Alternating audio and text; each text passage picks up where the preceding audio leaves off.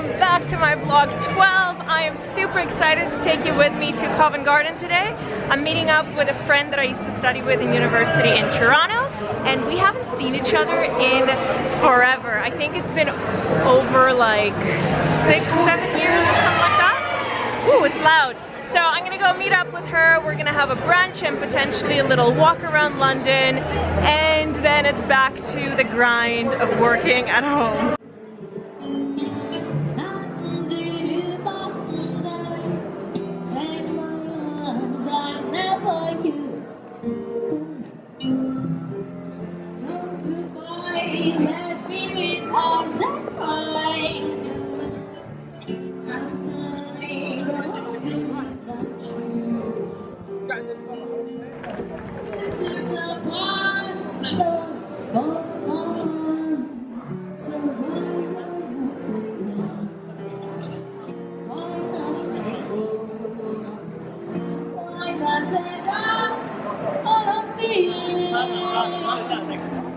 On Sunday, stores close at 6, so this is a very last-minute dinner situation.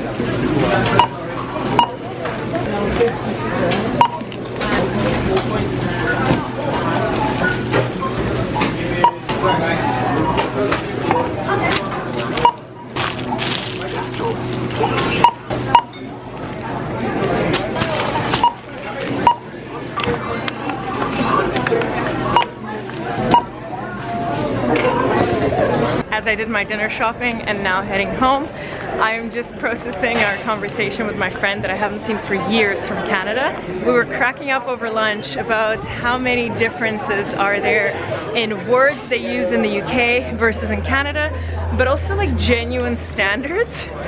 So you may or may not know that North American banking system is pretty crazy with handing out credit cards left, right, and center, and European system is not even close to being this way. We were talking about how hilarious it was when Wouter and I were on the way to Toronto, and we were sitting in an Air Canada airplane in London, and the first ad we heard as we got into our seats was by Royal Bank about these pre-approved credit cards, and that was before we even got to Canada. So that's just like to give you a perspective on how credit is treated in North America as opposed to Europe, where I still don't have a credit card and they wouldn't give me one because UK. And then the second thing was this, I was telling her about how I find it so hilarious in the time that I was working in retail in the UK, people obsessed with the idea of a payday. So payday is basically the day when you get paid. Fair enough, right? But there is this crazy culture of, what did you get on payday? What are you gonna get on payday? Oh, I'm gonna put aside this pair of jeans to get on payday. And there is this mania of buying something specifically on the day when you're paid. And so, to me that was completely new. As consumerist as Canada is, oh my lord, payday has completely blown my mind. Like your manager would come up to you and say, what are you getting on payday? And the whole culture is so bizarre. So that was another thing. But then there were so many words that we were, as part of the conversation, they kept coming up. And so hilarious how now I'm so used to so many words used in the UK and completely forgotten the way they are in Canada. Remember how I said that my husband notices every little change in our plans and how much I appreciate it? He just showed me this and it melted my heart. This is a strawberry plant, very new. I would say 2 weeks, no? 3 weeks? 3 weeks yeah. old? Hi. Oh my god, look at this baby. Look at this little strawberry.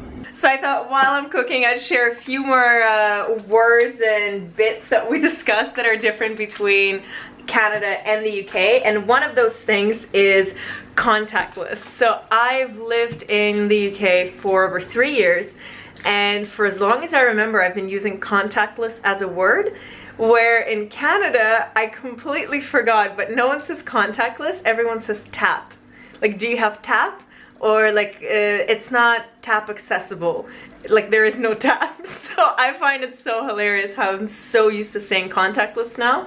And for the longest time, apparently I've been using tap, and I completely forgot over 3.5 years.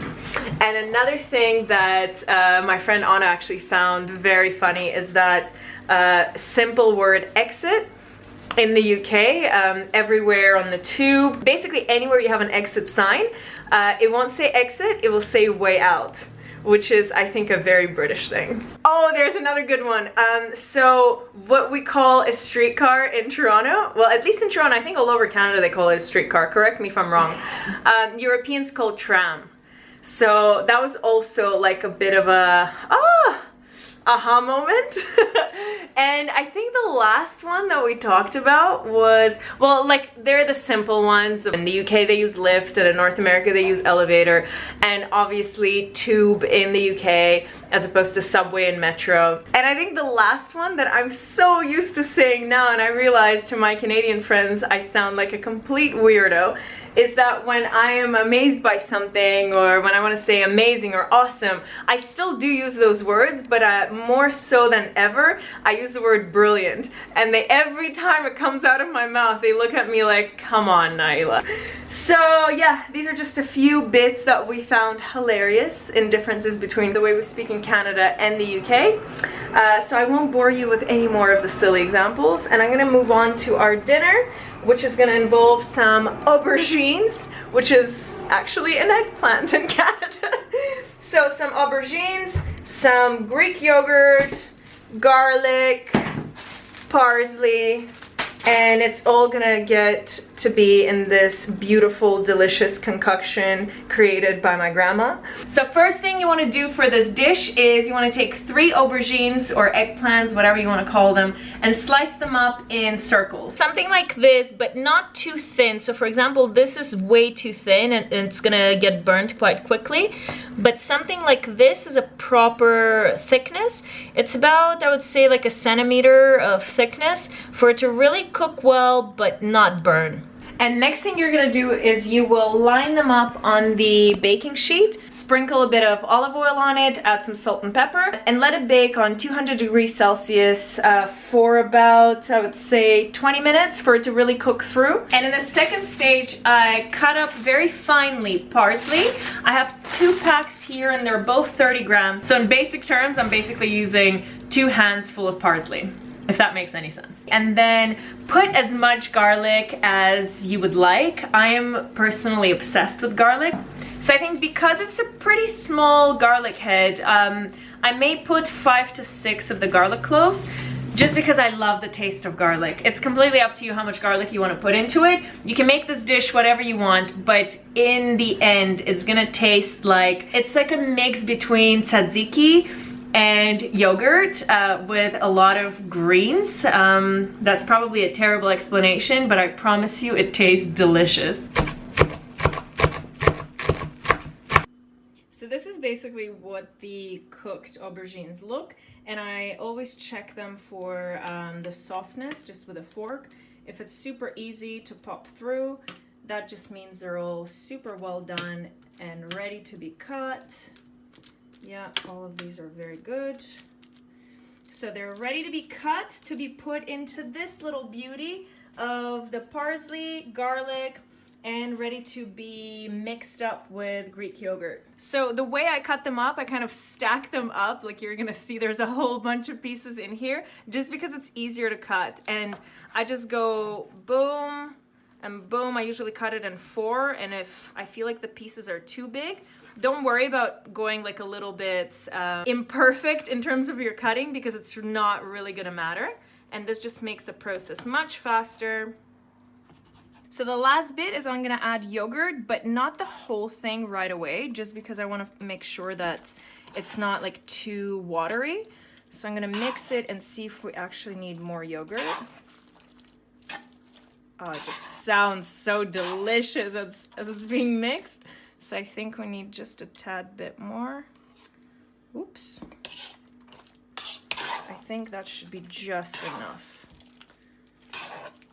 Yeah, I think this is really good. I love just having a little cracker, dipping it into our sauce, and boom, voila. So good. One thing I'd do is I'd add salt and pepper just a little bit on top. I think we're good on pepper, but just missing slightly on a bit of salt. But that's it. This is my grandma's recipe, and I'll link the recipe down below for all the proportions. But that's about it. Thank you so much for watching. If you haven't subscribed, please do, and I'll see you tomorrow. Mwah.